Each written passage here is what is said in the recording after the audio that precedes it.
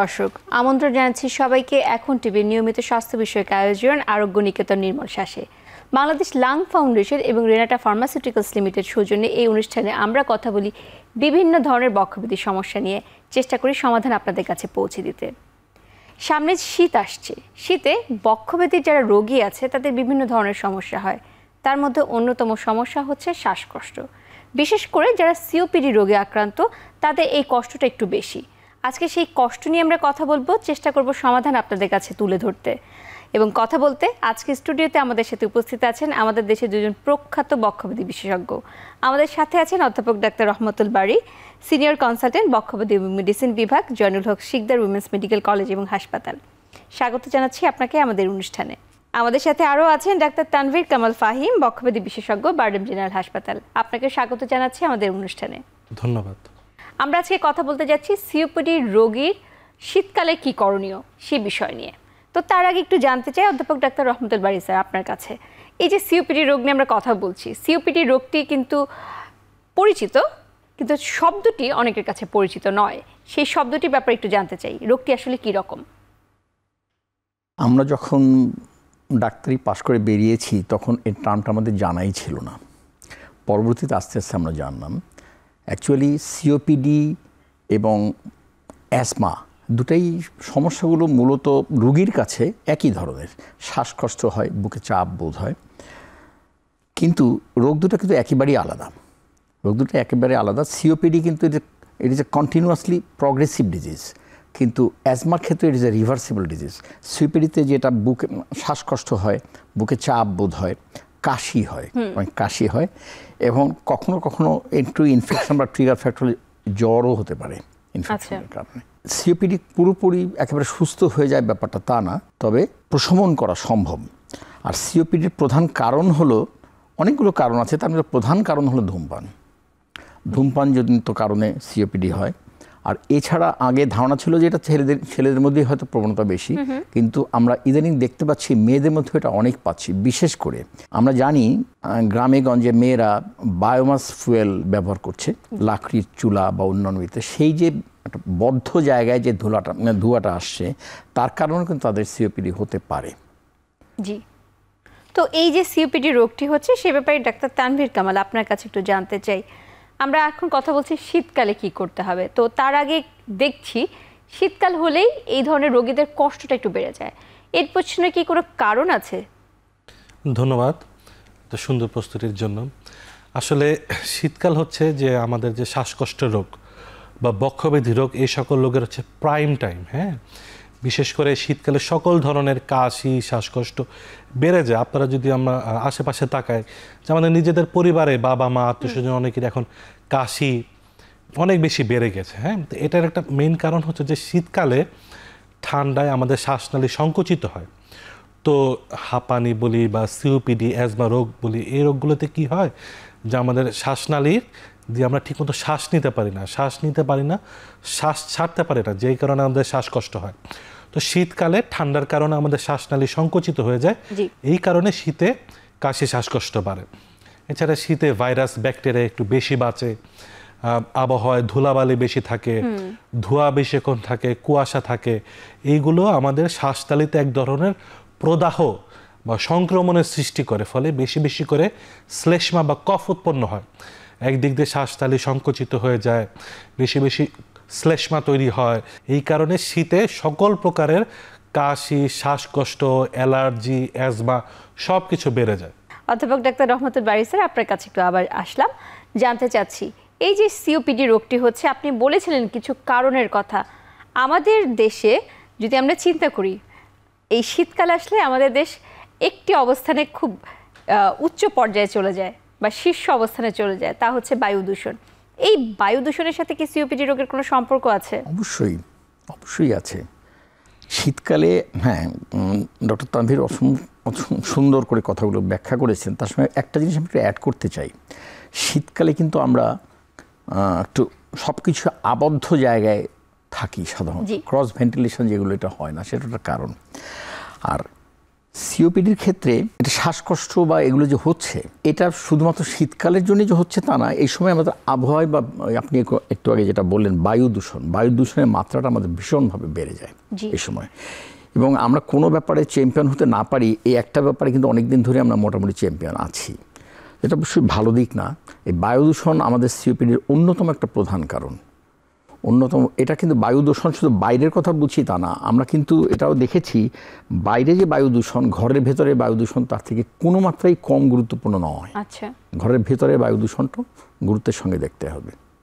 জি, আসলে খুবই গুরুত্বপূর্ণ কথাটি আপনি বলেছেন যে ঘরের ভিতরে যে বায়ু দূষণ হচ্ছে সেটিকে গুরুত্বের সাথে দেখতে হবে। ঘরের ভিতরে শীতকাল যখন আসে একটা সমস্যা হয়, মশার উপদ্রবটা একটু বেড়ে যায়। আমরা ঘরের কয়েল ব্যবহার করি বা বিভিন্ন ধরনের অ্যারোসল ব্যবহার করি। এটি কি যাদের শ্বাসনালীর সমস্যা আছে বা এই যে সিওপিডি রোগী যারা আছে তাদের ক্ষেত্রে কোনো ধরনের প্রভাব ফেলে? অবশ্যই অনেকেরই শ্বাসনালী সংবেদনশীল এই মশার কয়েলের যে ধুয়ো তাতে, কিংবা অ্যারোসল এতে সংবেদনশীল। কাজে এটা যখনই আমরা ব্যবহার করি তখনই তার শ্বাসনালী সংকুচিত হয়, শ্বাসকষ্ট হয়। যে যাদের ক্ষেত্রে এটা সংবেদনশীল তাদের ক্ষেত্রে ব্যবহারের ক্ষেত্রে সতর্ক থাকাটা বাঞ্ছনীয়। জি, ধন্যবাদ। ডাক্তার তানভীর কামাল, আপনার কাছে আবার একটু জানতে চাচ্ছি, আমরা সিওপিডি রোগ নিয়ে ইদানিং কথা বলছি এবং একটু একটু করে সাধারণ মানুষও বুঝতে পারছে যে এটি একটি রোগ এবং রোগটি খুব একটা ভালো হয় না। তো আমাদের দেশে এই ধরনের রোগী আসলে কী রকম? আপনার হাসপাতালের চিত্র বা যদি সার্বিক চিত্র নিয়ে আপনি একটু বলতে চান। বাংলাদেশে সিওপিডি রোগীর পরিমাণ অসংখ্য, অজস্র। বাংলাদেশে যে কয়টি স্টাডি হয়েছে সেগুলোতে দেখা গিয়েছে প্রায় মোট জনসংখ্যার 12 থেকে 13% মানুষ এই রোগে আক্রান্ত। এবং আমার হাসপাতালের কথা যদি চিন্তা করি, যেমন আমি এর আগে বক্ষব্যাধি হাসপাতালে কর্মরত থাকা অবস্থায় দেখেছি অধিকাংশ বয়স্ক মানুষ, বিশেষ করে যারা ধূমপান করে এবং মহিলারা যারা গ্রামে লাকড়ি চুলায় রান্না করে, তারা এই রোগে আক্রান্ত। এবং বর্তমানে আমি বারডেম হাসপাতালে কর্মরত আছি, চিত্র এখানেও সেম। কারণ আমাদের দেশে আসলে ধূমপায়ী মানুষের সংখ্যা বেশি। মহিলাদের ক্ষেত্রে চিন্তা করলে গ্রামের বাড়িতে এখনও লাকড়ি চুলায় রান্না হয় এবং আমাদের দেশের মহিলারা তাদের জীবনের একটা দীর্ঘ একটা সময় রান্নার পিছনে ব্যয় করে, যে কারণে তাদের ধোঁয়ার প্রতি অনেক বেশি এক্সপোজার। এবং রাস্তাঘাটের কথা যদি চিন্তা করি, একজন বাসের হেল্পার, একজন গাড়ির ড্রাইভার, তারা তাদের জীবনের অধিকাংশ সময় এই ধোঁয়া, বায়ু দূষণ এটার মধ্যে পার করে দেয়। এবং সিওপিডি রোগের প্রধান যে কারণ আমরা বলি, 1 নম্বরে হচ্ছে ধূমপান, 2 নম্বরে হচ্ছে বিভিন্ন ধরনের ধোঁয়া, যেমন মহিলাদের ক্ষেত্রে লাকড়ি চুলার ধোঁয়া, বায়ু দূষণ, কলকারখানার ধোঁয়া, এগুলো। সো আমরা বলতে পারি বাংলাদেশে আসলে সিওপিডি রোগে আক্রান্ত মানুষের সংখ্যা দিন দিন বাড়ছে। যতদিন না পর্যন্ত আমরা ধূমপানকে কন্ট্রোল করতে পারবো এবং বিভিন্ন ধরনের বায়ু দূষণ, যেমন ইট ভাটা, গাড়ির কালো ধোঁয়া অথবা লাকড়ির চুলার ধোঁয়ায় বলেন, কন্ট্রোল করতে পারবো, সিওপিডি রোগের আক্রান্ত মানুষের সংখ্যা বাড়তেই থাকবে, কখনোই কমবে না। জি, অবশ্যই। অধ্যাপক ডাক্তার রহমতুল বারী, আমরা ধূমপানের কথা বারবার শুনছি। ধূমপানের যারা ধূমপায়ী তাদের সমস্যা হচ্ছে, কিন্তু অধূমপায়ীদেরও দেখা যায় এই ধরনের সমস্যাগুলো বাড়ছে এবং সেটি নিয়ে ইদানিং কথা হচ্ছে। সেই ব্যাপারে বিশেষজ্ঞ চিকিৎসকের মন্তব্য আমি একটু শুনতে চাই।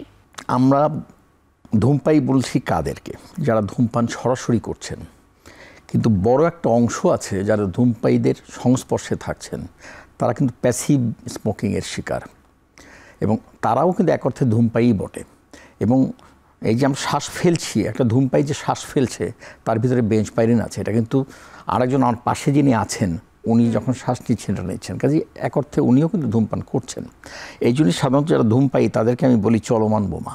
যে এক্ষেত্রে অবশ্যই আমাদেরকে সতর্ক থাকতে হবে। ধূমপানের ক্ষেত্রে আমাদের আরও কঠোর পদক্ষেপ, শক্ত পদক্ষেপ নেওয়া উচিত বলে আমি মনে করি। আবার আমরা একটু শীতকালে আসছি এবং ডাক্তার তানভীর কামাল, আপনার কাছে জানতে চাই, এই যে সিওপিডি রোগীরা আছে এদের তো দেখা যায় যে ইনফেকশনটা একটু বেশি হচ্ছে। আমরা অ্যাজমা আক্রান্ত রোগী নাকি সিওপিডি রোগী, এটি কি পার্থক্য করার কোনো উপায় আছে? ধন্যবাদ, এটা একটা সুন্দর প্রশ্ন। আসলে আমরা বলে থাকি অ্যাজমা সিওপিডি ভাই ভাই, অনেক সময় দুটার মধ্যে আলাদা করা ডিফিকাল্ট। এখন আমরা কিভাবে আলাদা করি? প্রথমত আমি যদি বলি, আমি রোগীর সাথে কথা বলে রোগীর ইতিহাস জেনে কীভাবে আলাদা করি, সেক্ষেত্রে আমরা বলতে পারি অ্যাজমা বা অ্যাজমা একটা অ্যালার্জি জনিত রোগ, আমরা সাধারণত রোগীকে বোঝানোর জন্য বলে থাকি। সো অ্যাজমা সাধারণত মানুষের ছোটবেলা থেকে হয়ে থাকে। বড়বেলা থেকে হয় না যে তা না, সাধারণত অ্যাজমা ছোটবেলা থেকে হয়ে থাকে। তাদের বাবা মা ভাই বোন ছেলে মেয়ে মানে পরিবারে ফার্স্ট ডিগ্রি রিলেটিভদের মধ্যেও এরকম হাঁপানি রোগী পাওয়া যায়। তাদের বিভিন্ন কিছুতে অ্যালার্জি থাকে, যেমন অনেকের ইলিশ মাছে অ্যালার্জি বা বিভিন্ন কিছুতে অ্যালার্জি, ধুলাবালিতে অ্যালার্জি। অ্যাজমা রোগীদের সাধারণত শীতকালটা খুব কষ্টে কাটে, শীতকাল তারপরে বর্ষাকাল, এই সময় তাদের কাশি শ্বাসকষ্ট অনেক বেড়ে যায়। পাশাপাশি অ্যাজমা রোগীদের সাধারণত নাকে রায়ানাইটিস থাকে, দেখা যায় যে সারা বছর নাক দিয়ে পানি পড়ছে বা নাক বন্ধ থাকে। এবং আমি আগেও বলেছি তাদের বিভিন্ন অ্যালার্জি থাকে, যেমন স্কিনে অ্যালার্জি থাকতে পারে, চোখে অ্যালার্জি থাকতে পারে, বিভিন্ন জায়গায় অ্যালার্জি থাকে। অন্যদিকে সিওপিডি রোগটা, আমরা বলে থাকি COPD is a man-made phenomena, অর্থাৎ অ্যাজমা একটি জেনেটিক রোগ, পরিবার থেকে পরিবারে যাচ্ছে, কিন্তু সিওপিডি কি রোগী নিজে সৃষ্টি করেছে। তো আপনার আলোচনা থেকে বুঝতে পেরেছেন সিওপিডি কীভাবে হয়, সাধারণত ধূমপানের কারণে হয় বা বিভিন্ন ধোঁয়া, যেমন লাকড়ির চুলার ধোঁয়া। তো এটা তো দীর্ঘদিন সময় লাগে। তো এই হিসাবে আমরা বলতে পারি, যেমন একজন বয়স্ক মানুষ, বয়স্ক পুরুষ যেমন সাধারণত 40 থেকে 50 বছরের বেশি বয়সী কেউ যে দীর্ঘদিন ধরে ধূমপান করেছে, দীর্ঘদিন ধরে কাশি, সেই ক্ষেত্রে আমরা সিওপিডি রোগটা চিন্তা করতে পারি। বা একজন মহিলা যিনি দীর্ঘদিন ধরে 2 বেলা 3 বেলা লাকড়ি চুলায় রান্না করছে, তার দীর্ঘদিন ধরে কাশি, সেই কাশিটা ভালো হচ্ছে না, হ্যাঁ, তাদেরকে আমরা সিওপিডি চিন্তা করতে পারি। অ্যাজমা রোগটা সাধারণত শীতকালে ধুলাবালিতে বাড়ে। অ্যাজমা রোগ কিসে বাড়ে? খুব বেশি রাগারাগি করলে, হঠাৎ করে অতিরিক্ত খেয়ে ফেললে, তারপরে হচ্ছে বিভিন্ন ধুলাবালি এগুলোতে গেলে। সিওপিডিও কিন্তু অনেকটা সেম। তো ক্লিনিক্যালি আলাদা করা সবচেয়ে একটা এফেক্টিভ ওয়ে হচ্ছে সিওপিডি রোগীর সাধারণত বয়স্ক রোগী দীর্ঘদিন ধরে তার ধূমপান অথবা ধোঁয়ার কাছে যাওয়ার হিস্ট্রি থাকে। ক্লিনিক্যালি অর্থাৎ আমরা যখন ডাক্তারের কাছে আসি, আমরা এই ধরনের কথাগুলো শুনি, স্টেথোস্কোপ দিয়ে রোগীর বুকে লাগাই, তখন আমরা দুই ক্ষেত্রে সাধারণত একটু শো শো শব্দ পাই। আমরা একটা পরীক্ষা করি, পরীক্ষাকে বলে স্পাইরোমেট্রি উইথ রিভার্সিবিলিটি। আচ্ছা, তো এইখানে কি হয়, এটা একটা ফু দেওয়ার পরীক্ষা, এটা একটু কষ্টসাধ্য হলেও এই পরীক্ষার এটা হচ্ছে গোল্ড স্ট্যান্ডার্ড পরীক্ষা অ্যাজমা বা সিওপিডি ডায়াগনোসিস করার জন্য। তো এইখানে আমরা কি করি, রোগীকে একটা হাতে একটা পাইপ দিই, পাইপে রোগীকে বলি আপনার যত শক্তি আছে ফু দেন, অর্থাৎ প্রথমে বুক ভরে শ্বাস নেন, তারপর যত শক্তি আছে শ্বাস ছেড়ে দেন, এরকম অনেকটা। তো এরকম আমরা 3 বার ফু দিতে বলি, রুগী 3 বার ফু দেয়। কম্পিউটারে আমাদের কাছে গ্রাফ উঠে, তারপর আমরা রুগীকে একটু ইনহেলার দেই, ইনহেলার দেওয়ার পরে 10 মিনিট পরে আমরা আবার ফু দিতে বলি। এই দুইটা যে গ্রাফ তৈরি হলো, এই দুইটা গ্রাফের পার্থক্যের মাধ্যমে আমরা অ্যাজমা সিওপিডি কনফার্ম করি, মানে এটা হচ্ছে কনফার্ম করার গোল্ড স্ট্যান্ডার্ড পরীক্ষা।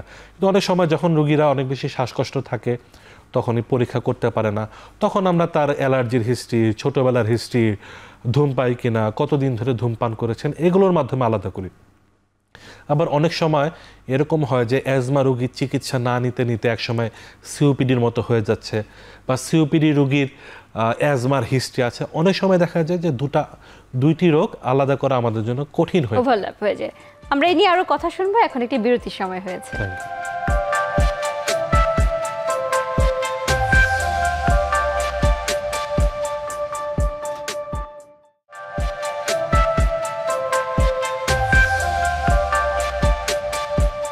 বিরতির পর আবারও স্বাগত জানাচ্ছি আরোগ্য নিকেতন নির্মল শ্বাসে। বাংলাদেশ লাং ফাউন্ডেশন এবং রেনাটা ফার্মাসিউটিক্যালস লিমিটেড নিবেদিত এই অনুষ্ঠানে আজকে আমরা কথা বলছি সিওপিডি রোগীদের শীতকালে করণীয়। অধ্যাপক ডাক্তার রহমতুল বারী স্যার, আপনার কাছে একটু জানতে চাচ্ছি, আমরা সিওপিডি এবং অ্যাজমা নিয়ে পার্থক্য তো খুব সুন্দরভাবে শুনে নিলাম, এরপর দেখা যায় যে দুটির ক্ষেত্রে একটা কমন বৈশিষ্ট্য হচ্ছে কি দুই ক্ষেত্রে শ্বাসকষ্ট হয় এবং শীতকালে শ্বাসকষ্টটা বাড়ে, কিন্তু সিওপিডি রোগীদের কখনো কখনো জ্বর চলে আসে, অ্যাজমা রোগীদের খুব একটা জ্বর কথা বলে না। তো এই যে পার্থক্যটা, তার পিছনে কারণটি কি? সিওপিডি রোগীদের ক্ষেত্রে আপনি প্রশ্নটা খুব সুন্দর করেছেন। সিওপিডি রোগীদের ক্ষেত্রে ইনফেকশন, বিশেষ করে ব্যাকটেরিয়াল ইনফেকশনের চান্সটা বেশি থাকে। তো এই ইনফেকশনের কারণেই তাদের জ্বরটা আসে। They are very much prone to infection. এই জন্যই প্রায়শই দেখা যায় সিওপিডি রোগীদের চিকিৎসার জন্য আমাদেরকে অ্যান্টিবায়োটিক ব্যবহার করতে হয়। আচ্ছা, অ্যাজমা রোগীর ক্ষেত্রে সাধারণত সেটা লাগে না। আর এছাড়া আরেকটা জিনিস যেটা বলা, ডক্টর তানভীর সুন্দর করে বলেছেন যে এই দুটা রোগের মধ্যে ওভারল্যাপিং আছে, অ্যাজমা সিওপিডি ওভারল্যাপ, সেটাও কিন্তু মোটামুটি আমাদের দেশে ভালোই দেখা যায়, প্রচুর রোগী। একই সঙ্গে তার অ্যাজমাও আছে, সিওপিডিও আছে। সেক্ষেত্রে ডায়াগনোসিসটা আরও কঠিন হয়ে যায় এবং এক্ষেত্রে চিকিৎসা দুই দিকেই চিকিৎসার এটা আমাদেরকে দেখতে হয়। তো এই যে সিওপিডি রোগীদের ক্ষেত্রে আপনি বলেছেন যে ইনফেকশন হচ্ছে অ্যান্টিবায়োটিক দিতে হবে। অ্যান্টিবায়োটিকের কথা থেকে একটু জানতে চাই, আমাদের দেশে তো একটা প্রবণতা আছেই নিজে থেকে অ্যান্টিবায়োটিক গ্রহণ করা। এই যে এই ধরনের রোগী যারা রয়েছে তাদের ক্ষেত্রে কি এ নিয়ে কোনো সমস্যা তৈরি হয় কিনা? হ্যাঁ, তা তো হতেই পারে, কারণ injudicious use of antibiotic is not acceptable. এক্ষেত্রে অবশ্যই ডাক্তারের পরামর্শ থাকতে হবে অ্যান্টিবায়োটিক ব্যবহারের ক্ষেত্রে। তবে আমরা সাধারণত অ্যাজমার ক্ষেত্রে অ্যান্টিবায়োটিক তো আমরা ব্যবহার করি না, কিন্তু সিওপিডির ক্ষেত্রে কিন্তু আমরা অ্যান্টিবায়োটিক ব্যবহার করি, কিন্তু সেটা ডাক্তারের পরামর্শ নিয়ে করাটাই বাঞ্ছনীয় বলে আমি মনে করি। এই কোন অ্যান্টিবায়োটিকটা এখানে এফেক্টিভ হবে সেটা জানতে হবে। ডাক্তার তানভীর কামাল ফাহিম, আপনার কাছে আবার আসলাম যে সিওপিডি রোগীদের ক্ষেত্রে ট্রিটমেন্ট করতে হচ্ছে, চিকিৎসা দিচ্ছেন এবং চিকিৎসা দেওয়ার আগে আপনারা কিছু পরীক্ষার মাধ্যমে মোটামুটি রোগটি নির্ণয় করছেন যে সে এখন কোন অবস্থায় আছে। তো সাধারণত এই ধরনের রোগীর ক্ষেত্রে কিভাবে বুঝবেন যে রোগীটি স্বাভাবিক অবস্থায় নেই, তাকে হাসপাতালে ভর্তি হতে হবে? রোগীর দিক থেকে চিন্তা করলে আমরা সিওপিডি রোগীর প্রধান উপসর্গ কি? কাশি, শ্বাসকষ্ট, কফ বের হওয়া, বুকে চাপ দিয়ে ধরা। তো আমাদের কাছে একজন চিকিৎসক হিসেবে আমি বলছি, যখন আমার কাছে যখন রোগী আসে আমি তখন তাকে চিকিৎসা দিই, ইনহেলার দিই। শুধু দিন আমি তাকে ব্যাপারটা বুঝিয়ে বলি। হ্যাঁ, যেমন ইনহেলার হয় দুই ধরনের, একটা হচ্ছে দীর্ঘদিন ধরে নিবে, নিয়মিত নিবে, প্রিভেন্টার, আর একটা হচ্ছে কন্ট্রোলার, অর্থাৎ আমার শ্বাসকষ্ট বেড়ে গেছে তখন আমি এটা নিব। তো রুগীকে আমি শিখিয়ে দিই আমার দায়িত্ব। এটা হচ্ছে এটা ট্রিটমেন্টের একটা পার্ট। সেই ক্ষেত্রে আমার রুগী যখন জানবে যে আমার কাশি শ্বাসকষ্ট বাড়লে আমাকে কি নিতে হবে, তো রুগী যখন জানবে তাকে রিলিভার, অর্থাৎ যখন দরকার মতো কাশি শ্বাসকষ্ট বাড়লে যে ইনহেলারটা নিতে হবে, রুগীর কাশি শ্বাসকষ্ট বাড়লে রুগী সেই ইনহেলারে নেবে। কতবার নেবে এটা প্রয়োজন মতো নেওয়া যায়, তেমন কোনো সমস্যা নেই। 5 বার, 10 বার, 15 বার। কাশি শ্বাসকষ্ট বাড়লে রুগী ওই রিলিভার, অর্থাৎ যে ইনহেলারটা আমরা লিখে দিই, যতবার কাশি শ্বাসকষ্ট হবে বা দরকার মতো ওই ইনহেলারটা নিবে। এর পাশাপাশি অনেক রুগীকে যারা একটু ভালো বুঝতে পারে বা দীর্ঘদিন ধরে এই রোগে আক্রান্ত চিকিৎসা নিয়ে আসছে, তাদেরকে আমরা ডাক্তাররা মাঝামাঝি কিছু স্টেরয়েডের দিই, যে আপনি অনেকদিন গ্যাপ দিয়ে আপনার কাশি শ্বাসকষ্ট বাড়লে আপনি এই ট্যাবলেটটা এই ডোজে 3 থেকে 4 দিনের জন্য খেতে পারেন। তো এটা রুগীকে আমরা অনেক সময় শিখিয়ে দিই, তো রুগী বাসায় বসে সেই ট্যাবলেটটিও ট্রাই করতে পারে। তো একজন রোগী যখন দেখবে যে আমি বাসায় বসে আমার কাশি শ্বাসকষ্ট বাড়ছে, শীতকাল আসছে, তো যে ইনহেলারটা ডক্টর আমাকে নিতে বলছে যে কাশি শ্বাসকষ্ট বাড়লে নেবেন বেশি করে, আমি সেটা বেশি করে নিচ্ছি, বা উনি চাইলে 2-4 বার নেবুলাইজ করলো, বা আমি যে ট্যাবলেটটার কথা বললাম স্টেরয়েড ট্যাবলেট, সেটা 2 থেকে 3 দিনের জন্য খেলো। এতে যদি তার কন্ট্রোল হয়ে যায় রুগী বাসাতে থাকবে। কিন্তু রুগী যখন দেখবে আমি যে ট্যাবলেটটি খাচ্ছি, আমি বারবার করে রিলিভার ইনহেলারটা নিচ্ছি, আমার কোনো লাভ হচ্ছে না, আমার কাশি শ্বাসকষ্ট অনেক বেশি, আমি শ্বাসকষ্টের রাতে ঘুমাতে পারছি না, আমার কফের কালার গাঢ় হয়ে যাচ্ছে, আমি ঘরে বসে আমার শ্বাসকষ্ট হচ্ছে, আমার অক্সিজেনের মাত্রা কমে যাচ্ছে, সেই অবস্থায় রোগীকে অবশ্যই নিকটস্থ চিকিৎসক বা হাসপাতালে শরণাপন্ন হতে হবে। জি, ধন্যবাদ অধ্যাপক ডাক্তার রহমতুল বারী। এই যে রোগীদের ক্ষেত্রে ইনহেলার দেওয়া হচ্ছে এবং ইনহেলার দেওয়ার ক্ষেত্রে একটি বাধা বা প্রতিবন্ধকতা আমাদের দেশে কাজ করে এবং এখনও কাজ করছে, তা হচ্ছে গিয়ে ব্যবহার করার ব্যাপারে একটা ভীতি। সেই ভীতিটি হচ্ছে আমার ইনহেলার শুরু করছি, তার মানে আমি বোধহয় শেষ অবস্থায় চলে গিয়েছি। এই ব্যাপারটি একজন চিকিৎসক কি বলেন? চমৎকার প্রশ্ন করেছেন। অনেক বছর আগে এটা নিয়ে আমি একটা ভিডিওতে ফিলারও করেছিলাম, why inhaler is the first treatment. সঠিক অর্থে ইনহেলারে কিন্তু আমরা খুব কম মাত্রার ওষুধ ব্যবহার করছি, কম মাত্রার ওষুধ ব্যবহার করে বেশি মাত্রার এফেক্ট পাচ্ছি। এটা বুঝিয়ে দিতে হবে রোগীকে। যদি বুঝিয়ে দেওয়া যায় যে ইনহেলার যে ওষুধটা ব্যবহার করছি যে মাত্রাটা খুবই কম, কিন্তু আমার ফুসফুসে ওষুধটা বেশি পরিমাণে পৌঁছাচ্ছি, কাজে কাজটা ভালো হচ্ছে এবং বাকিটুকু বেরিয়ে যাচ্ছে, আমার ভেতরে কোনো সমস্যা তৈরি করছে না। যে ট্যাবলেট ফর্মে যদি নেই তাহলে আমাকে ওষুধ বেশি ব্যবহার করেও সেই সমান এফেক্ট আমি পাবো না। রুগীকে বোঝাতে পারলে রুগীরা অবশ্যই বুঝবে, কিন্তু আমরা রুগীদেরকে সময় দেই না বলে রুগীদেরকে বোঝাতে পারি না বলেই সমস্যা হয়। তবে একটা সমস্যা আছে, দুটা। একটা সমস্যা হলো ইনহেলার রিলেটিভলি ট্যাবলেট থেকে কস্টলি। জি, এটা আমাদের দেশের রুগীদের ক্ষেত্রে এটা চিন্তা করতে হবে, আমাদের অর্থনৈতিক অবস্থাটা ব্যাপার। আর দ্বিতীয়ত it needs technique, practice. Tablet গিলে খেয়ে ফেললাম, কিন্তু ইনহেলার তো তা না। ব্যবহারের নিয়মকানুন যদি সঠিকভাবে না হয় তাহলে ওষুধে কাজ করবে না। এটা খেয়াল রাখতে হবে। আর ডক্টর তানভীরের কথার প্রসঙ্গ ধরে আমি একটু বলি, সেটা স্টেরয়েড এই যে 3-4 দিন দেয়া অবশ্যই, কিন্তু সমস্যা হয় কি স্টেরয়েড দিলে যখন রোগী ভালো বোধ করে সে ডাক্তারের কাছে জিজ্ঞেস না করেই আবার স্টেরয়েড শুরু করে দেয়। এরকম বহু রোগী আমরা ফেস করেছি, নিজে স্টেরয়েড নিচ্ছি, এবং আমি এরকমও দেখেছি 2 বছর 3 বছর ধরেও নিচ্ছে। জি এমনকি স্টেরয়েডের সেই সাইড এফেক্টগুলো সহই চলে আসে। যে এক্ষেত্রে রোগীদেরকে অবশ্যই বোঝাতে হবে স্টেরয়েডটা মূল কথা না। বিশেষ করে অ্যাজমায় আমরা স্টেরয়েড খুব ব্যবহার করি, সিওপিডিতে স্টেরয়েড ব্যবহার করলে অবশ্যই খেয়াল রাখতে হবে যেন they are very much prone to bacterial infection বেড়ে না যায়। এক্ষেত্রে সতর্কতার সঙ্গে ব্যবহার করতে হবে, এটা খেয়াল রাখতে হবে। আর এছাড়া সবসময়ই হাসপাতালের এটা চিন্তা করতে হবে, আমরা সব কিছুই দেরিতে রিপোর্ট করি। যদি যে কোনো সমস্যার শুরুতে যদি আমরা ডাক্তারের কাছে যাই, শরণাপন্ন হই, তাহলে পরে দেখা যায় সমস্যা অনেকাংশে কমে যায়। কিন্তু যখন জটিল করে যাই তখন ডাক্তারের অনেক কিছু করার থাকে না, সেক্ষেত্রে দ্রুত হাসপাতালে নিতে হয়। আজকাল খুব সহজ একটা মেশিন, বিশেষ করে করোনার সময় এটা আমরা বহুল ব্যবহৃত হতে দেখেছি, সেটা পালস অক্সিমিটার। এটা যদি খুব বেশি দামি না, সস্তা একটা জিনিস, বাসায় যদি রাখা যায় এবং দেখা যায় অক্সিজেন স্যাচুরেশন কেমন আছে, এটা কিন্তু দেখা যায় সম্ভব। এবং এটা দেখেও আমরা ডিসিশন নিতে পারি যে রোগীর অবস্থাটা কী। সেক্ষেত্রে আমরা হাসপাতালে নিয়ে যেতে পারি, কোনো সমস্যা নেই, বা ডাক্তারের শরণাপন্নও হতে পারি। এটা খুব কঠিন কোনো একটা ব্যাপার না। জি, অক্সিজেনের কথা থেকে একটু জানতে চাই। এই যে সিওপিডি রোগীদের ক্ষেত্রে বলা হয় যে অক্সিজেন নিতে হবে, এবং সে ভালো থাকলেও বলে অক্সিজেন নিতে হবে, এর পিছনে কারণটা কি? অ্যাকচুয়ালি অক্সিজেন নিতে হবে সবসময় ব্যাপারটা এরকম না, অক্সিজেন কমে গেলে নিতে হবে। তার কারণ অক্সিজেন যদি কমে যায় তাহলে হাইপক্সিক সমস্যাগুলো তো দেখা দিবেই, হাইপক্সিতে অনেক সমস্যা হয়। আর এছাড়া একটা সিওপিডি রোগী সবসময় যেহেতু হাইপক্সিয়ার একটা ধারণা থাকে, সেটা কিন্তু আবার এখানে বিপদও আছে। সিওপিডি রোগী সবসময় হাইপক্সিয়া থাকার জন্য তার যে শ্বাসের যেটা হাইপক্সিক ড্রাইভ, সেটা কিন্তু সবসময় কার্বন ডাইঅক্সাইড লেভেল বেশি থাকে, হাইপারক্যাপনিক ড্রাইভটা উইক হয়ে যায়। কিন্তু একটা হাইপক্সিয়া যদি না থাকে তাহলে আবার তখন রেসপিরেটরি সেন্টারটা ডিপ্রেসড হয়ে যাওয়ার সম্ভাবনা থাকে, এটাও খেয়াল রাখতে হবে। জি, ধন্যবাদ। ডাক্তার তানভীর কামাল, আপনার কাছে জানতে চাচ্ছি, আমরা দেখেছি যে এই সবের পরেও অনেক রোগীর শ্বাসকষ্ট থেকে যায়, তাদের ক্ষেত্রে কি করতে হবে? COPD is a chronic progressive disease, অর্থাৎ সিওপিডি রোগটি ভালো হয় না, এটা মেনে নিতে হবে প্রথমে। হ্যাঁ, সিওপিডি রোগটি আস্তে আস্তে বাড়ে, সিওপিডি একেবারেই কখনো ভালো হবে না, এটা আস্তে আস্তে বাড়বে। সেই ক্ষেত্রে প্রশ্ন হচ্ছে আমি কিভাবে ভালো থাকবো? ভালো থাকতে হলে রোগীকে সবার আগে প্রথমে যে কাজটা করতে হবে, ধূমপান ছাড়তে হবে। Smoking is the most influential factor that contribute to the natural history of COPD. সিওপিডিকে বন্ধ করতে হলে, অর্থাৎ এটা অগ্রসর হওয়াকে থামাতে হলে সবার আগে ধূমপান বন্ধ করতে হবে। দ্বিতীয়ত ইনহেলার নিতে হবে। হ্যাঁ, এখন ইনহেলার তো স্যার বললেন আমাদের রোগীরা নিতে চায় না, অনেক সময় বলে স্যার কাশি শ্বাসকষ্ট তো ভালো হয়ে গেছে।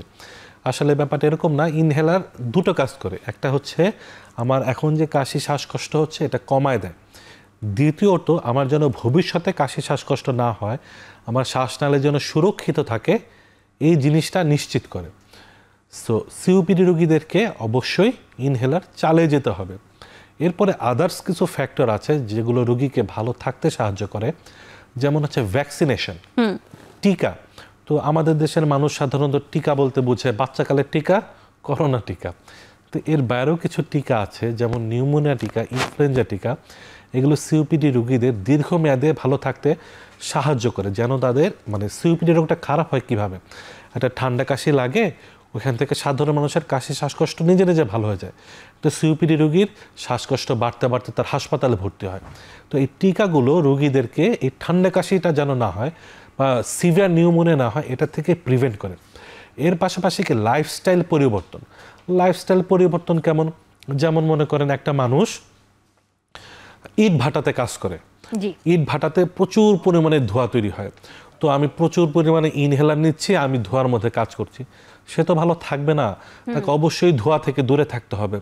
একজন মহিলা যিনি লাকড়ির চুলায় রান্না করে, উনি অনেক ভালো ভালো ইনহেলার নেয়, ডাক্তারের পরামর্শ মতো একদম নিখুঁতভাবে সব কিছু করে, কিন্তু উনি দিনের মধ্যে 3 বারে ধোঁয়ার মধ্যে যা রান্না করে, তাহলে উনি ভালো থাকতে পারবে না। তাকে অবশ্যই যে সকল কারণে শ্বাসকষ্ট বাড়ে দূরে থাকতে হবে। এর পাশাপাশি আমরা বলি রিহ্যাবিলিটেশন। হ্যাঁ, তাকে কিছু শ্বাসের টেকনিক আছে, যে সকল টেকনিক দিয়ে শ্বাস নিলে শ্বাসটা সুন্দর হবে, তার লাংসের উপর একটা প্রোটেক্টিভ মেকানিজম কাজ করবে। কফ ফেলার কিছু নিয়মকানুন আছে, কিছু ফিজিওথেরাপি আছে, এগুলো ডাক্তারের কাছ থেকে শিখে নিতে হবে। তাকে ভালো থাকাটা শিখতে হবে। তাকে কাশি শ্বাসকষ্ট হয়েছে বলে একদম বিছানায় পড়ে থাকা যাবে না, তাকে অ্যাক্টিভ থাকতে হবে, তাকে 3 বেলা সুষম খাবার খেতে হবে, প্রোটিন খাবার বেশি খেতে হবে, এরকম বিভিন্ন নিয়মকানুন মেনে চলতে হবে। অর্থাৎ রোগীকে ধূমপান বা যে সকল কারণে ধোঁয়া, সকল প্রকার ধোঁয়া যা লাং ইরিটেন্ট, ফুসফুসকে বিষাক্ত করে ফেলে, এগুলো থেকে দূরে থাকতে হবে। তাকে নিয়মিত চিকিৎসকের পরামর্শ অনুযায়ী ইনহেলার নিতে হবে, তাকে টিকা নিতে হবে, তাকে তার লাইফস্টাইলটা সুরক্ষিত এবং সুন্দর রাখতে হবে, যেন যে সকল কারণে কাশি শ্বাসকষ্ট বাড়ে এগুলো যেন তাকে এফেক্ট করতে না পারে। তাহলেই রোগী আশা করি ভালো থাকতে পারবে। ধন্যবাদ। আমরা আরো কথা শুনবো, এখন আবার একটু বিরতির সময় হয়েছে।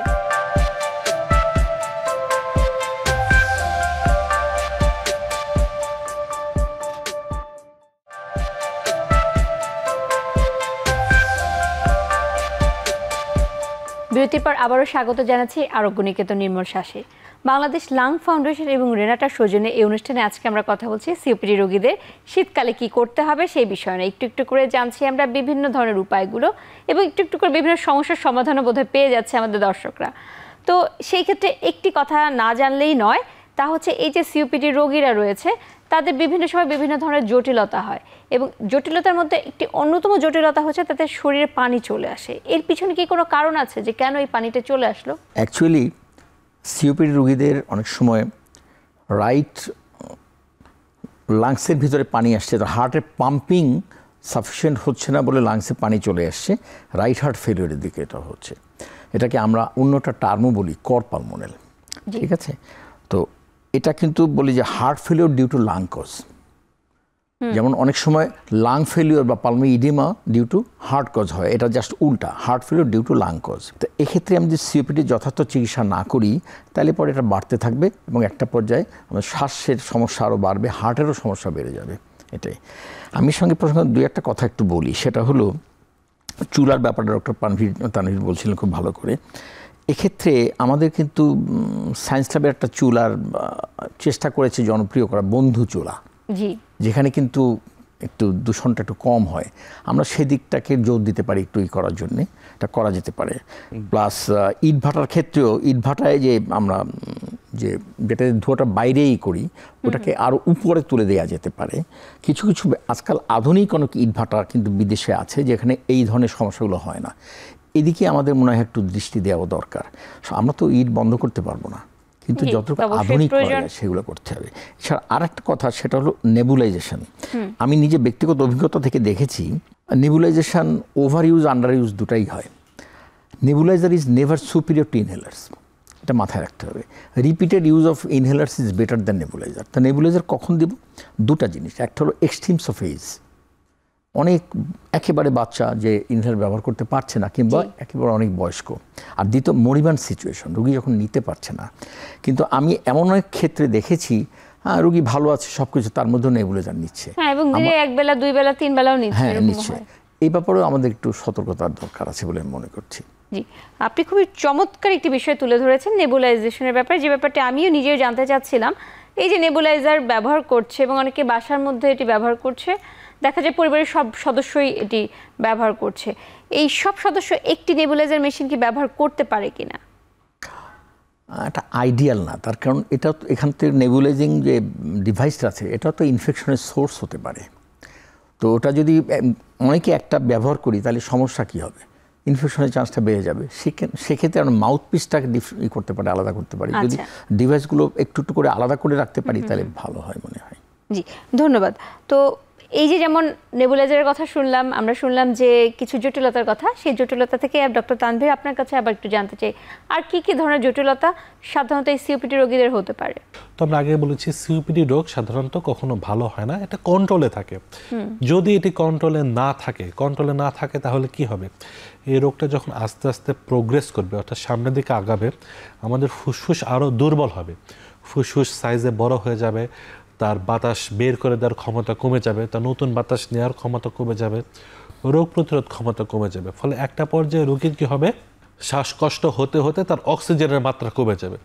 অর্থাৎ রোগী প্রথম দিকে দেখবে যে প্রথমে আবার বছরে 2-3 বার কাশি শ্বাসকষ্ট হচ্ছে, তখন আবার অক্সিজেনের মাত্রা কমে যাচ্ছে, আমি ডাক্তারের কাছে যাচ্ছি, হাসপাতালে ভর্তি হচ্ছি, নেবুলাইজেশন দিচ্ছি, তারপরে ঠিক হয়ে যাচ্ছে। কিন্তু আস্তে আস্তে এমন একটা সময় আসবে যখন রোগীর ঘরে বসে রেস্টে থাকা অবস্থাতেও তার অক্সিজেনের মাত্রা কমে যাবে।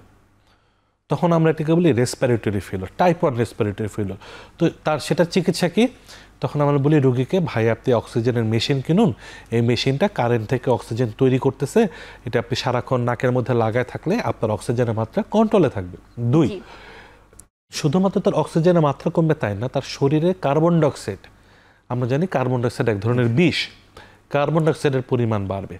তো কী হবে, রুগী প্রথমেই যে আমি বললাম যে ঠান্ডা কাশির জন্য বারবার হাসপাতালে ভর্তি হবে, তো আমরা তার রক্তের এভিজি পরীক্ষার মাধ্যমে দেখবো কার্বন ডাইঅক্সাইড বেশি, আমরা তাকে একটা বিশেষ মেশিনে দেবো বাইপ্যাপ মেশিনটা অক্সিজেনটা বের করে দিবে। প্রথম রুগী বাইপ্যাপ মেশিন দেওয়ার পরে ভালো হয়ে যাবে, সে বাসায় চলে যাবে। কিন্তু আস্তে আস্তে এমন একটা পর্যায়ে চলে আসবে যখন এই বাইপ্যাপ মেশিনটাও তাকে বাসায়, মানে 24 ঘন্টা তাকে বাইপ্যাপ মেশিনও ইউজ করতে হবে, অক্সিজেন মেশিন ইউজ করতে হবে। টাইপ 1 টাইপ 2 ফেলিওর যেটাকে আমরা বলি। এছাড়া আমরা জানি যে সিওপিডি রোগী দীর্ঘদিন আক্রান্ত থাকলে তার ক্যান্সার হওয়ার ঝুঁকি বাড়ে, যেহেতু ধূমপান ক্যান্সারের একটা অন্যতম প্রধান কারণ। এর পাশাপাশি কি হবে, রোগী যে বারবার হাসপাতালে ভর্তি হবে, প্রতিবার ভর্তি হলে তার ফুসফুসের কার্যক্ষমতা কমে যাবে, সে আস্তে আস্তে আরও বেশি দুর্বল হবে, তার রোগ প্রতিরোধ ক্ষমতা কমে যাবে, তার বিভিন্ন জীবাণু বাসা বাঁধবে। এর পাশাপাশি কী হয়, স্যার যেটা বলে শরীরে পানি আসা, তো ফুসফুসের ভিতর দিয়ে কিন্তু রক্ত পরিচালিত হয়, এটা এরপরে হার্টে যায়। তো ফুসফুস দুর্বল হতে হতে ফুসফুসের ভিতরে যে রক্ত পরিবহনের ক্ষমতা এটা কমে যাবে, ফলে ফুসফুসে প্রেশার বেড়ে যাবে, যাকে আমরা বলি পালমোনারি হাইপারটেনশন। পালমোনারি হাইপারটেনশনের কারণে আমাদের হার্টের ভিতরে রক্ত যাবে না, ফলে হার্টটা আস্তে আস্তে বড় হবে, কিন্তু হার্টের ভিতরে তো রক্ত নাই, হার্টে যেহেতু রক্ত নেই, হার্ট তো রক্ত পাম্পও করতে পারতেছে না, ফলে কী হবে, পানি জমা হবে, সারা শরীরে পানি, ফুসফুসে পানি জমা হবে, হার্টে জমা হবে, পায়ে পানি জমা হবে। এই পানিটা কিন্তু পার্মানেন্ট। হ্যাঁ, এটার চিকিৎসা কি, আমার পানি বের করার ওষুধ খেতে হবে, অক্সিজেন নিতে হবে। তার মানে কি, সিওপিডি রোগী যদি ঠিক মতো, আমরা যেটা বললাম, ধূমপান বন্ধ না করে, নিয়মিত চিকিৎসা না নেয়, তাহলে একটা পর্যায়ে রোগী অক্সিজেন ডিপেন্ডেন্ট হয়ে যাবে, কার্বন ডাইঅক্সাইড বের করার মেশিন ডিপেন্ডেন্ট হয়ে যাবে। আমি যেটা বলে রাখা প্রয়োজন মনে করি, এই মেশিনগুলো কিন্তু অনেক দামি, অক্সিজেনের কনসেন্ট্রেটর এবং বাইপ্যাপ মেশিন অত্যন্ত দামি। তার বারবার হাসপাতালে ভর্তি হবে, তার শরীর দুর্বল হয়ে যাবে, প্রচুর পরিমাণ হসপিটাল কস্ট যাবে, ক্যান্সারের ঝুঁকি বাড়বে, এবং ওভারঅল সে অত্যন্ত তার জীবনযাপনের মানটা অনেকখানি কমে যাবে। যে একটা মানুষ সারাক্ষণ বিছানায় পড়ে আছে, কোনো কাজ করতে পারছে না, অক্সিজেন, নেবুলাইজেশন এগুলোর উপরে ভালো আছে, কথা বলতে পারছে না, এমনকি অনেক রোগী নিজে টয়লেটও যেতে পারে না, তার জীবনযাত্রার মানটা খুবই কমে যাবে, যেটা হচ্ছে শেষ পরিণতি আর কি আমরা বলি। তার মানে একটা ছোট্ট রোগ কত কিছুই করে ফেলছে। ডক্টর রহমতুল বারী, এই যে আমরা বিভিন্ন ধরনের জটিলতার কথা শুনলাম, জটিলতার ক্ষেত্রে তো অবশ্যই চিকিৎসা প্রত্যেক ক্ষেত্রেই আলাদা, এবং দেখা যায় যে চিকিৎসা নিতে নিতে রোগীর মোটামুটি আর্থিক সামর্থ্য শেষ হয়ে যায়, তারপরে তো এই রোগীরা চিকিৎসা নিতে হচ্ছে, এবং অনেকেই গরিব অবস্থায় তাদের চিকিৎসা নিতে হবে। যেই পদ্ধতির কথা শুনলাম, এগুলো কি আমাদের দেশের সব জায়গায় পাওয়া যায় কি না? না, এখনও এগুলো সব জায়গায় অ্যাভেলেবল না। আর এই চিকিৎসার শেষ পর্যায়ে একটা পর্যায়ে কিন্তু আছে, এটা মডার্ন মেডিসিন সেটাই করে, সেটা হলো লাং ট্রান্সপ্লান্ট করা, হার্ট লাং ট্রান্সপ্লান্ট করা, যেটা আমাদের দেশে কোনো ব্যবস্থাই নেই। এটাও কিন্তু করা লাগতে পারে একটা পর্যায়ে, বিদেশে সেটা হয়, আমাদের এখানে সেটা হওয়ার কোনো ব্যবস্থা নেই। আর গ্রামে গঞ্জে ইভেন অক্সিজেন কনসেন্ট্রেটর, এটা অনেকটা স্বপ্নের মতো একটা গরিব রোগীর জন্য, যেটা অনেক কস্টলি ব্যাপারটা। কাজে এক্ষেত্রে আমাদের prevention is better than cure. আমরা সবসময় চেষ্টা করবো যেন রোগের দিকে না যাই।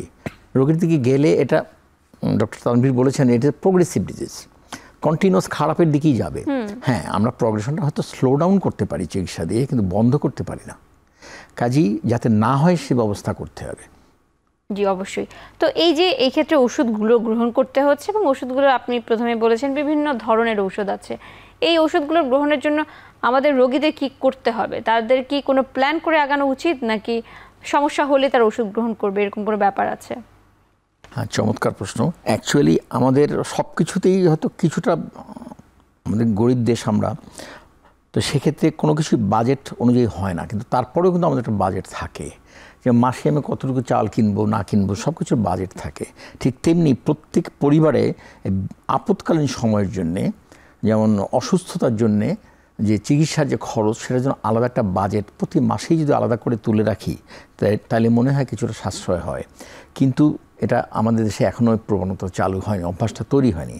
আর এছাড়া একটা হেলথ ইন্স্যুরেন্সের কথা অনেকদিন ধরে আমি শুনে এসেছি, বলেও এসেছি, কিন্তু সেটাও এখন পর্যন্ত বাস্তবায়িত হচ্ছে না, কিন্তু খুবই প্রয়োজন বলে আমরা মনে করছি। আমরা এ নিয়ে আরো কথা শুনবো, আবার একটি বিরতির সময় হয়েছে।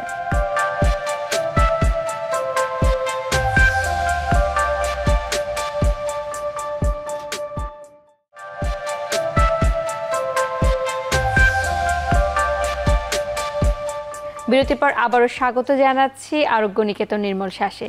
বাংলাদেশ লাং ফাউন্ডেশন এবং রেনাটা সৌজন্যে অনুষ্ঠানে আজকে আমরা কথা বলছি সিওপিডি রোগ নিয়ে। সিওপিডি রোগের অনেকগুলো কারণ আমরা শুনলাম, কারণের পরবর্তী সময় কী কী জটিলতা হতে পারে, চিকিৎসা কী হতে পারে ইত্যাদি শুনছি। আমরা একটু জানতে চাচ্ছি, এই যে শীতকালে বাড়ছে এবং এই সময় ইদানি একটি কথা শোনা যায় যে ভ্যাকসিন নিতে হবে, যেটি আপনি আলোচনার শুরুতে বলেছিলেন ডাক্তার তানভীর কামাল। সেই ভ্যাকসিনের ব্যাপারে একটু জানতে চাই, ভ্যাকসিনটা আসলে কখন নিলে ভালো হয় এবং কাদের জন্য? আমি আগে বলছি যে বাংলাদেশের মানুষ ভ্যাকসিন বা টিকা বলতে মনে করে দুইটা টিকা, এটা হচ্ছে বাচ্চাদের টিকা ইপিআই টিকা, আর এটা হচ্ছে বড়দের টিকা করোনা ভাইরাসের টিকা। কিন্তু এর বাহিরেও কিছু টিকা আছে। তো এই টিকাগুলো কাদের লাগে? দেখা গেছে যে বেশিরভাগ আপনার যে রোগে আক্রান্ত হন না কেন, আপনার বাত রোগ বলেন, কিডনি রোগ বলেন, শ্বাসকষ্ট রোগ বলেন, মানুষ কিন্তু খারাপ হয় ঠান্ডা কাশি নিউমোনিয়া থেকে। ঠান্ডা কাশি নিউমোনিয়া থেকে কিন্তু মানুষ বেশি খারাপ হয়। এই কারণে বাংলাদেশ উন্নত দেশ সহ বাংলাদেশের সব জায়গাতেই এই ধরনের দীর্ঘমেয়াদী ক্রনিক রোগী এদেরকে কিছু কিছু টিকা নিতে বলে। এদের মধ্যে প্রধানতম হচ্ছে নিউমোনিয়া এবং ইনফ্লুয়েঞ্জা। এমনকি আপনার ইউরোপ বা আমেরিকাতে সকল বয়স্ক মানুষ যাদের বয়স 65 বছরের উপরে, এখন সম্ভবত সেটি 50-এ নেমে এসেছে, তাদেরকে নিউমোনিয়ার টিকা নিতে বলে মাস্ট। যদিও বাংলাদেশে আমরা এই মাস্ট জিনিসটা ইউজ করছি না। তো যে দুইটা টিকা প্রধানত দিতে বলে সেটা হচ্ছে ইনফ্লুয়েঞ্জা টিকা, নিউমোনিয়া টিকা। তো ইনফ্লুয়েঞ্জা টিকা নিতে হয় প্রতি বছর একটি নির্দিষ্ট সময়। তো সাধারণত ইনফ্লুয়েঞ্জা টিকা নেওয়ার বেস্ট সময় হচ্ছে শীতের শুরুতে, যেহেতু শীতকালে ঠান্ডা কাশি অর্থাৎ ফ্লু অ্যাটাকটা সবচেয়ে বেশি হয় শীতকালে। তো বর্তমানে কিছুদিন আগে আইসিডিডিবির আরেকটা গবেষণাতে দেখা গেছে যে বাংলাদেশে এই ফ্লু অ্যাটাকটা সবচেয়ে বেশি হয় ফেব্রুয়ারি-মার্চ মাসে। সো এই ক্ষেত্রে আমরা বলতে পারি দুইটা সময় টিকাটা নেওয়া যেতে পারে, হয় শীতের শুরুতে অথবা বর্ষার শুরুতে। তো ফ্লু ভাইরাসের টিকার মেয়াদ থাকে 1 বছর। এটা প্রতি বছর একটি নির্দিষ্ট সময়ে মার্কেটে আসে, নভেম্বর-ডিসেম্বর, পরবর্তী বছরকে টার্গেট করে। তো একটি টিকা নিবে, সামনে বছর একই সময়ে রোগী আরেকটা টিকা নেবে, এভাবে যতদিন উনি বেঁচে আছে প্রতি বছর একটি নির্দিষ্ট সময়ে ফ্লু টিকা নেবে। এরপরে আসছে নিউমোনিয়া টিকা। নিউমোনিয়া টিকা কী করে? মানুষকে নিউমোনিয়া হওয়া থেকে বিরত রাখে। নিউমোনিয়া টিকার বেশ কয়েকটি প্রকার রয়েছে, যেমন কনজুগেটেড, আনকনজুগেটেড, এখানে বেশ কিছু দামি কম দামি আছে। তো টিকাটা অবশ্যই চিকিৎসকের পরামর্শ অনুযায়ী নেওয়া উচিত, যেহেতু নিউমোনিয়া টিকা বেশ কয়েক ধরনের হয়।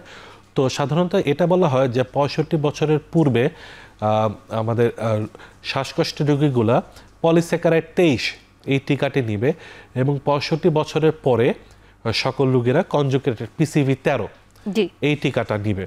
তো 23 টিকাটা নেওয়ার পরে 13 টিকাটা আসলে আবার নিতে হয়, কিন্তু 13 টিকাটা জীবনে একবার নিলে হয়। অর্থাৎ এখানে নিউমোনিয়ার ক্ষেত্রে বেশ কয়েকটি প্রোটোকল আছে, তবে সবচেয়ে উত্তম হলো আপনার চিকিৎসকের পরামর্শ অনুযায়ী যে কোনো একটি প্রোটোকলে কমপ্লিট করা। তো নিউমোনিয়া, ইনফ্লুয়েঞ্জা এই টিকাটা নিলে বিভিন্ন গবেষণায় সারা পৃথিবীতে প্রমাণিত যে বিশেষ করে কাশি, শ্বাসকষ্ট বা ক্রনিক দীর্ঘমেয়াদী রোগাক্রান্ত মানুষদের ঠান্ডা কাশিতে ভুগে মৃত্যুর ঝুঁকি অনেকাংশে কমে যায়, রোগীকে ভালো রাখে। জি, ধন্যবাদ।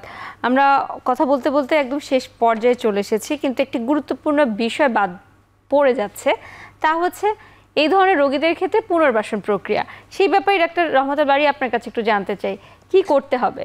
আপনাকে ধন্যবাদ। অ্যাকচুয়ালি যে কোনো রোগের ক্ষেত্রেই যখন রোগটা ক্রনিক হয়ে যায়, সেক্ষেত্রে পুনর্বাসন প্রক্রিয়া সব ক্ষেত্রেই ভীষণভাবে প্রয়োজন।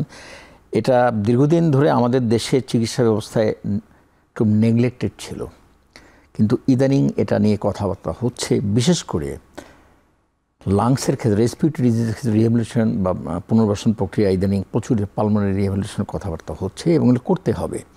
নাইলে পরে আমাদের প্রচুর জনগোষ্ঠী যারা আক্রান্ত হয়ে অ্যাকচুয়ালি সত্যিকার অর্থে ধুকে মরছে বলা চলে। তাদেরকে আবার মূল স্ট্রিমে ফেরত নিয়ে আসা, অ্যাক্টিভ লাইফে ফেরত নিয়ে আসা, কাছাকাছি লাইফে ফেরত নিয়ে আসা পালমোনারি রিহ্যাবিলিটেশন ইজ দরকার। এটা করতে হবে, আজকাল বিভিন্ন প্রোটোকলের মাধ্যমে করা হয়। আর টিকার ক্ষেত্রে একটা টিকার কথা মনে আমরা একটু বাদ পড়ে যাচ্ছিল, সেটা হলো ট্যাবলেট ফর্মে কিন্তু আমরা একটা করি, ওষুধ দেই এই নিউমোনিয়াকে। নিউমোনিয়া আসলে বিভিন্ন ব্যাকটেরিয়া দেওয়া হয়, তো ওই সবগুলো ব্যাকটেরিয়াকে কভার করার জন্যে কিছু বিভিন্ন রকমই, যেটা বলো দুটো, একটা 13 এবং 23 দুটো, এছাড়া ব্রঙ্কোভ্যাক্সাম বলে একটা জিনিস আছে, সেটাও দিতে হয়, ট্যাবলেট ফর্মে দিতে হয়। প্রতি মাসে 10টা করে, পরপর 3 মাসে 30টা। আর রিহ্যাবিলিটেশনের জন্যে ইদানিং কিছু কিছু সেন্টারও তৈরি হয়েছে। ওখানে কি দেখায়, মূলত দেখায় যে আমাদের শ্বাসযন্ত্র যেটুকু আমার আছে, যেটুকু ক্ষতিগ্রস্ত হোক, যেটুকু আছে, এটা নিয়ে আমি কিভাবে ভালো থাকতে পারি, আমি আমার কাশি কিভাবে যে কফটাকে বের করতে পারি, এই সব শিখে নিয়ে আমরা কিছুটা ফ্রুটফুল লাইফ লিড করতে পারি। আপনাদের দুজনকেই অসংখ্য ধন্যবাদ, আপনাদের মূল্যবান সময় থেকে আজকে আমাদেরকে সময় দিয়েছেন। প্রিয় দর্শক, আজকে এখানেই বিদায় নিতে হচ্ছে। ভালো থাকুন, সুস্থ থাকুন, আল্লাহ হাফেজ।